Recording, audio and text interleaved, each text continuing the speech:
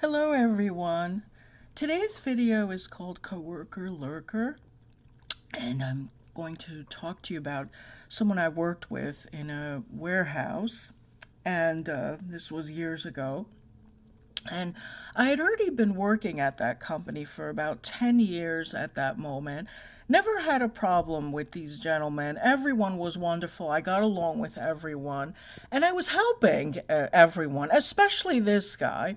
His car broke down. I lent him mine for a week because he couldn't afford a rental. I drove him to his cataract surgeries, both eyes. I always used to help him with everything. And one day we needed a van, and we had to pick up some product in out of state. And the boss was on the phone. The other coworker was at the bank. Another coworker was at the postal, and this guy was in the warehouse. So the boss said to him, "Do me a favor, you go and rent the van yourself because you need your credit card in person to go get a rental." And he said, "And pick up the stuff if you could, and then we'll give you a refund check later." So he goes, and I had come in the next day, and he comes right to my desk with this pink carbon paper with scribbles all over, pencil markings, and he puts it in my face and he says, "You have to give me a check for," I think it was $120 maybe.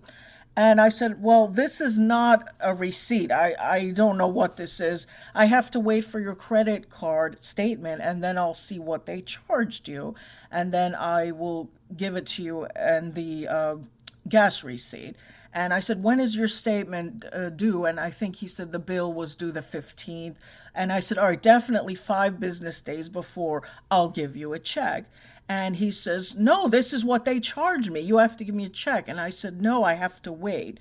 So every day for a week, I went to the warehouse to ask the other worker a question with my paperwork and orders. And this guy would ask me every day, "Do you have my check?"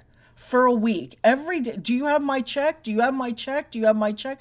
And I said, "No, I told you that you have to wait." By the end of the week, he asked me, "Do you have my check?" And I said, "No, I told you that you have to wait." He started screaming at me and started yelling, "For 1 week I've been asking you for my check and you're not giving me my check." And then I shouted, and we're in a warehouse, so the echo went to the back of the warehouse, and I said, "I told you you have to wait."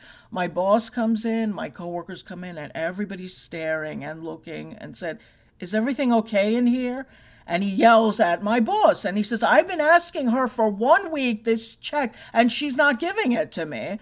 So I said, "I'm waiting for the statement." So my boss took me in his private office, and he gave me a blank check, and he said, "Give him his gas and give him the van refund. Just give it." I said, "You don't want to wait?" He said, "No, because he can't wait."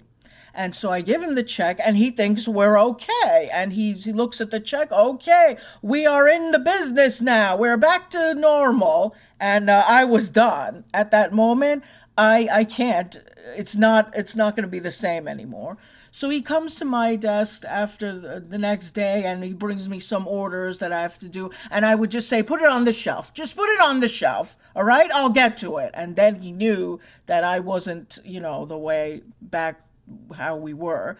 And this shows you that you never know the character of a person until a circumstance happens and that character comes out, and you had never seen that before. So this is how he deals with people when they don't give him his money. So that's how he got very upset. And I worked there about another 10 years, and until he retired, and we did not speak, and the boss didn't even know that we were not speaking. And that shows you, in the same house or the same company, you don't even know what's going on with coworkers and if everyone is okay with each other. So take care. Thank you for listening to my story, and God bless. Peace. Keep the faith. Bye bye.